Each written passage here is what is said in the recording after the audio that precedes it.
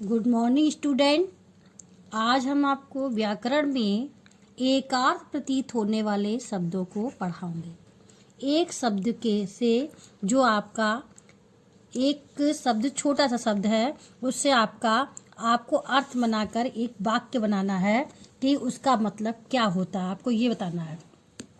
एकार्थ प्रतीत है, जैसे आपको पहले हमने बताए थे आपको कि अनेक शब्दों से एक शब्द, इसी तरह से एक शब्द से अनेक शब्द बनाना है।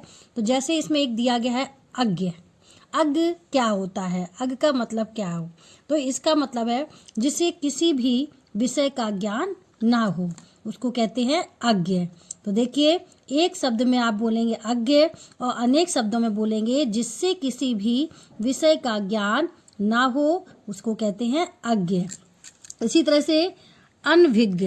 अनभिज्ञ क्या होता है? अनभिज्ञ होता है जिसे किसी विशेष बात का ज्ञान ना हो। ये क्या है? अनभिज्ञ। थोड़ा सा डिफरेंस हो गया, थोड़ा सा अंतर हो गया है ना। अज्ञ है किसी भी विषय का ज्ञान ना हो, और इसमें क्या अनभिज्ञ क्या है? किसी भी विशेष बात का ज्ञान ना हो। इसमें है किसी विषय का ज्ञान ना हो, और अनभिज्ञ में है किसी विशेष बात का ज्ञान ना हो। नेक्स्ट है अद्वितीय। अद्वितीय का मतलब है जिसके समान कोई दूसरा ना हो। अनुपम। अनुपम होता है जिसकी किसी से उपमा ना की जा सके। तो क्या है कि अद्वितीय का मतलब है जिसके समान कोई दूसरा ना हो। अनुपम का मतलब है जिसकी किसी से उपमा ना की जा सके। नेक्स्ट आपका है उपहास। उपहास को कहते हैं ना मजाक। तो क्या है? बेइज्जत करने के लिए मजाक बनाना। बेइज्जत करने के लिए मजाक बनाना। परिहास। परिहास जो दिया है दोस्तों के साथ हंसी मजाक करना। तो देखिए, दोनों उपहास हो गया कि बेइज्जती करने के लिए कोई मजाक करना, और परिहास क्या हो गया कि दोस्तों के साथ जो हम लोग हंसी मजाक करते हैं उसको कहते हैं परिहास। इसी तरह से ग्रंथ।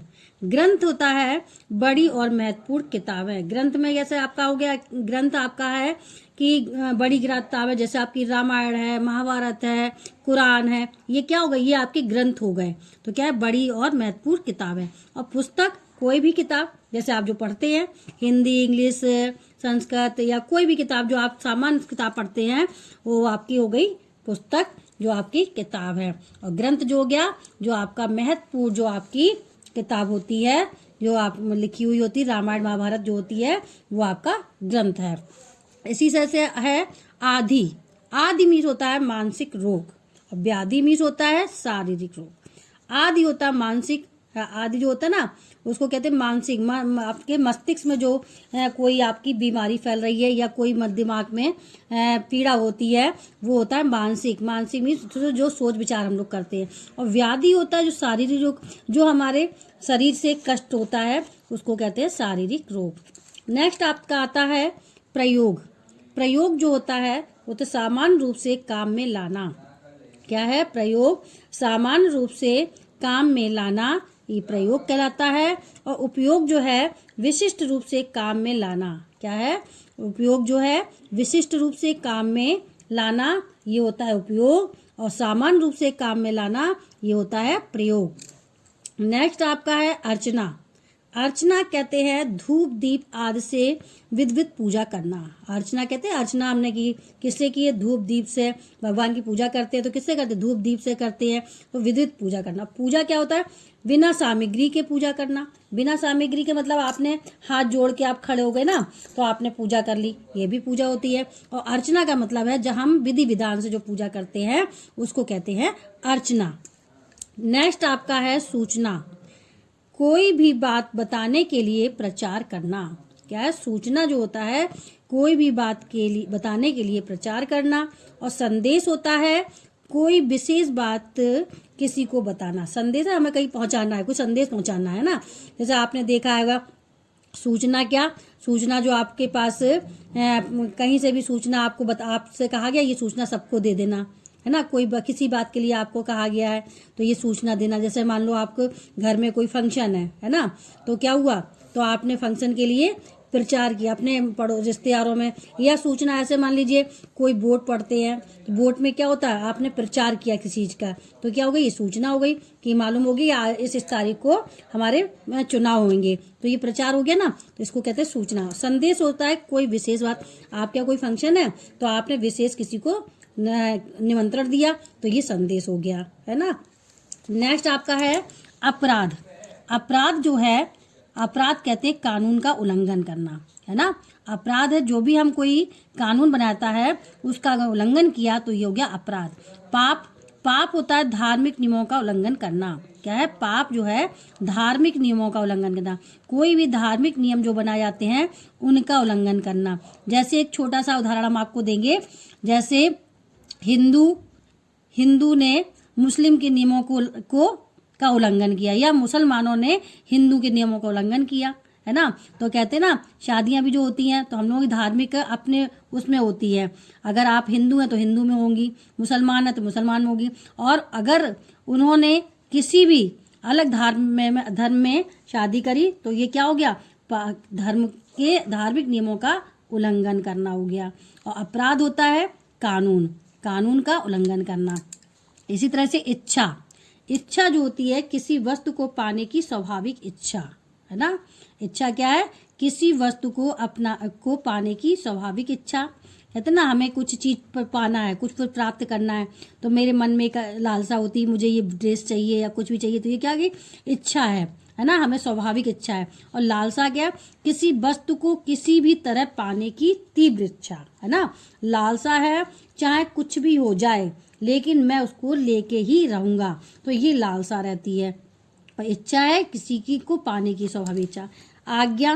आज्ञा जो है बड़ों द्वारा छोटों को कुछ करने का आदेश। आज्ञा, बड़ों द्वारा छोटों को कुछ करने का आदेश, क्योंकि बड़े लोग जो कहते हैं, जैसे मैंने आपको आज्ञा दी कि आज जो मैं चैप्टर पढ़ा रही हूँ इसको आप आज तुरंत कर लें, तो मैंने क्या दिया आपको, आदेश दिया, है ना। तो ये होगी आज्ञा। अनुमति, बड़ों द्वारा दी गई अनुमति, है ना, बड़ों के द्वारा दी गई अनुमति। जैसे आपकी कोई घर में बड़े लोग हैं और आपको अनुमति दे रहे हैं कि आपको ये काम करना ही करना है, अनुमति दे रहे हैं कि आपको करना है, तो अनुमति आपको हुई है। इसी तरह से प्रेम आता है। प्रेम होता है दो हृदयों में एक दूसरे के लिए प्यार, और स्नेह होता है बड़ों का छोटों के लिए प्यार, है ना। प्रेम होता है जैसे आपस में भाई बहन से आप एक दूसरे से प्यार करते हैं, तो ये प्रेम हो गया। स्नेह हो गया जो बड़े लोग छोटों से प्यार करते हैं, वो आपका स्नेह, जैसे आपके पेरेंट्स हैं आपसे प्यार करते हैं, ये क्या हो गया, स्नेह हो गया, बड़ों और छोटों को प्यार। छाया किसी वस्तु की, निर्जीवों की, छाया किसी वस्तुओं की छाया जो होती है निर्जीवों की, है ना। निर्जीव, कोई भी निर्जीव चीज है उससे किसी वस्तु की छाया। परछाई होती किसी व्यक्ति की, सजीव की। अब जैसे निर्जीव छाया क्या होती है, छाया कोई चीज कहीं रख दी गई है ना, तो उसमें क्या एक जगह पर कोई भी चीज रखी हुई है उसकी छाया पड़ रही है ना, तो ये निर्जीव की हो गई। और परछाई चलते फिरते लोगों की, सजीव वस्तुओं की होती है, उसे कहते हैं परछाई। भीड़, मनुष्यों का समूह, भीड़ को कहते हैं मनुष्यों का समूह, और झुंड कहते हैं जानवरों का समूह, ठीक है। पर्यटन, देश दर्शन के लिए सूचना, है ना, घूमना। पर्यटन है देश दर्शन के लिए घूमना, घूमने के लिए हम लोग जाते हैं, पर्यटन मान बाहर लोग घूमने जाते हैं, जगह जगह विदेश में जाते हैं, तो क्या करते हैं, घूमने के लिए, देश दर्शन के लिए, देश के दर्शन करने के लिए। भ्रमण क्या हो गया, किसी विशेष उद्देश्य के लिए घूमना। भ्रमण जो होता है जैसे आपको कोई काम सौंप दिया गया है कि आपका उद्देश्य है कि आप सब जगह जाकर इसका प्रचार करो, भ्रमण करो, है ना, तो ये विशेष उद्देश्य हो गया आपका कि हमें कोई कार्य करना है, उसके लिए मुझे इसका ये उद्देश्य है, मुझे इसका कार्य करना है और मुझे वहां से सूचना लानी है, तो ये भ्रमण यात्रा हो गई, घूमना।